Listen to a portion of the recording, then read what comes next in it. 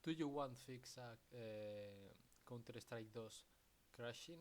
Okay, we are going to solve this problem, okay, step by step. We are going to the Steam, okay, and here we are going to the section of in the top, okay, go to the library.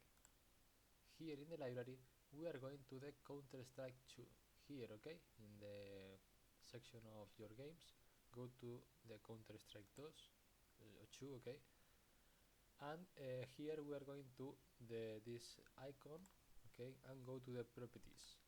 Here in the properties, okay, we are going to the general, and here in the launch options we are going to here, and you put this dash dx12, and okay, if you have this, okay, you put this, always keep this game updated, okay, and you solve the problem. Bye bye.